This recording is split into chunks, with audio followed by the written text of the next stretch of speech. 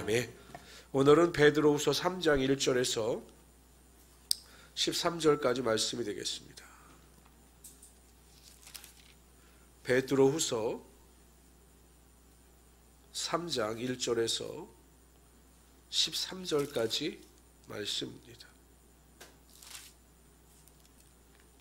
우리 한 절씩 교독합니다. 사랑하는 자들아, 내가 이제 이 둘째 편지를 너에게 쓰노니 이 두 편지로 너의 진실한 마음을 일깨워 생각나게 하여 그 거룩한 선지자들이 예언한 말씀과 주 되신 구주께서 너희 사도들로 말미암아 명하신 것을 기억하게 하려 하노라. 먼저 이것을 알지니 말세에 조롱하는 자들이 와서 자기의 정욕을 따라 행하며 조롱하여 이르되 주께서 약속이 어디 있느냐, 조상들이 잔으로부터 만물이 처음 창조될 때와 같이 그냥 있다 하니. 그러니까 어떤 이단들에 대한 경고냐면 예수 그리스도의 재림은 없다, 심판은 없다 라고 주장하는 이단들에 대한 경계입니다. 이는 하늘이 옛적부터 있는 것과 땅이 물에서 나와 물로 성립된 것도 하나님의 말씀으로 된 것을 그들이 일부러 잊으려 함이로다. 이로 말미암아 그때 세상은 물이 넘침으로 멸망하였으되 이제 하늘과 땅은 그 동일한 말씀으로 불사르기 위하여 보호하신 바 되어 경건하지 아니한 사람들이 심판과 멸망의 날까지 보존하여 두신 것이니라. 사랑하는 자들아, 주께는 하루가 천년 같고 천년이 하루 같다는 이 한 가지를 잊지 말라. 주의 약속은 어떤 이들의 더디다고 생각하는 것 같이 더딘 것이 아니라 오직 주께서는 너희를 대하여 오래 참으사 아무도 멸망하지 아니하고 다 회개하기에 이르기를 원하시느니라. 그러나 주의 날이 도둑같이 오리니 그날에는 하늘이 큰 소리로 떠나가고 물질이 뜨거운 불에 풀어지고 땅과 그 중에 있는 모든 일이 다 드러나리로다. 이 모든 것이 이렇게 풀어지리니 너희가 어떠한 사람이 되어야 마땅하냐. 거룩한 행실과 경건함으로 하나님의 날이 임하기를 바라보고 간절히 사모하라. 그날에 하늘이 불에 타서 풀어지고 물질이 뜨거운 불에 녹아지려니와 우리는 그의 약속대로 의가 있는 곳인 새하늘과 새 땅을 바라보도다. 아멘. 오늘 본문을 통해서 베드로는 또 다른 이단 사상에 대해서 경계하고 지적합니다. 예수 그리스도의 재림을 부인하는 자들입니다. 그러면서 베드로는 본문에서 예수 그리스도의 심판, 예수 그리스도의 재림이 늦어지는 이유에 대해서 설명을 합니다.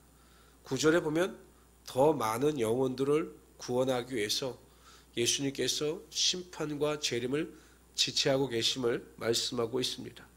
그러니까 택함 받은 백성들이 모두 구원을 얻을 때까지 그 심판의 시기를 늦추고 계신 것입니다. 땅끝까지 복음이 전파되어지고 또한 구원받을 자들이 구원받게 되고 모든 열방들이 구원받게 되면, 복음을 듣게 되면 예수 그리스도께서 반드시 오셔서 심판하신다라는 것입니다. 그러니까 심판이 지체되는 이유는 하나님의 약속이 이루어지지 않은 것이 아니라 하나님께서 택함받은 자들 온전한 복음이 전파되어질 때까지 기다리고 계시다라는 것입니다. 그러면서 두 번째, 그렇다면 예수님은 언제 재림하시느냐, 다시 오시느냐에 대한 질문에 대한 답을 제시해주고 있습니다. 그날은 도적같이 임한다라는 것입니다. 도적이 집안에 침입할 때는 전혀 모르지요. 주인이 모르는 상황 가운데 도둑이 집안에 침입하여 물건을 훔쳐 나가는 것입니다. 그러나 데살로니가서 5장 4절에 보면 성도들에 대해서는 이렇게 말씀하고 있습니다. 형제들아, 너희는 어둠에 있지 아니하며 그날이 도둑같이 너에게 임하지 못하리니 라고 말씀하셨습니다.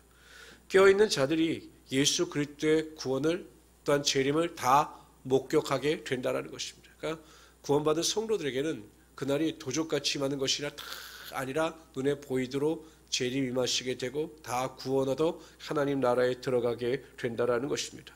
그러므로 우리는 예수 그리스도의 재림의 날에 대한 기대와 소망을 가지고 다른 자들과 같이 향방 없이 살아가는 것이 아니라 분명한 믿음을 가지고 소망 가운데 살아갈 수 있어야 한다는 것입니다. 그러면서 오늘 본문을 통해서 그렇다면 우리가 주의 날을 기대하면서 또한 이 재림이 없다라고 하는 자들의 미혹에 빠지지 않기 위해서 어떻게 살아가야 하는가에 대한 말씀을 해주고 계십니다. 4절에 보면 아주 중요한 말씀을 우리에게 주십니다. 4절에 보면 뭐라고 말씀하시냐면 모든 것이 다 드러난다.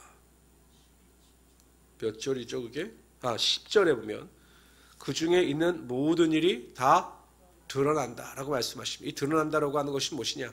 예수님께서 재림하시고 심판하실 때 이 땅에서 행했던 우리의 모든 행위가 다 드러나게 된다라는 것입니다. 감춰진 것이 한 가지도 없게 된다라는 것입니다. 로마서 14장 10절 12절에 보면 더 자세하게 설명을 하십니다. 내가 어찌하여 내 형제를 비판하느냐? 어찌하여 내 형제를 없인 여기느냐? 우리가 다 하나님의 심판대 앞에 서리라. 기록되었을 때 주께서 이르시되 내가 살았노니 무릎이 내게 꿇을 것이요 모든 혀가 하나님께 자백하리라 하였느니라. 이러므로 우리 각 사람이 자기 일을 하나님께 직고하리라. 이렇게 말씀해요. 직고. 그러니까 드러나는 게 무엇입니까? 하나님께서 우리의 죄를 드러나게 하시는 것이 아니라 우리 스스로 우리의 모든 죄를 하나님께 직접 고할 수밖에 없다라는 것입니다. 그러니까 심판대 앞에서 우리의 의지와는 상관없이 우리의 입술을 통해서 우리의 모든 죄를 하나님께 직고함으로 우리의 모든 삶의 행위가 드러나게 되어 있다는 것입니다.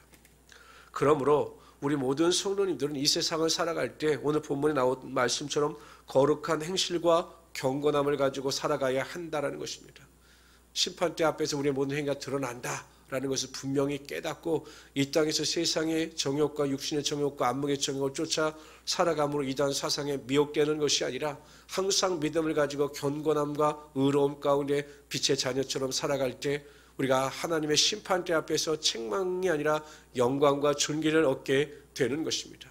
그럼 우리 성도님들은 항상 때를 어떤지 못 어떤지 간에 주의를 힘쓰며 경건함과 의로움을 쫓아 승리하며 살아갈 수 있는 우리 성도들이 되시기를 주님의 이름으로 축원합니다.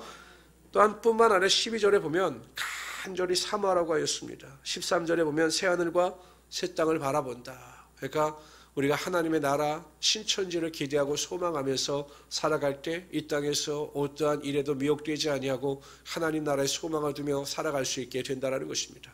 결국 우리가 상급을 기대하는 것입니다. 상급.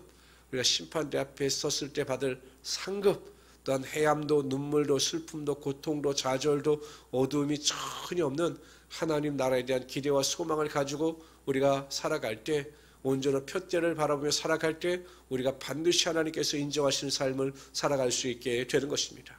우리 모든 성도님들은 항상 신기루와 같이 없어지는 이 세상의 마음을 빼앗겨 이 세상 가운데 미혹되어 흔들리며 살아갈 것이 아니라 항상 하나님 나라를 바라보시면서 바른 길, 옳은 길을 걸어가심으로 하나님 앞에 칭찬받는 하나님의 귀한 성도들이 되시기를 주님의 이름으로 축원합니다.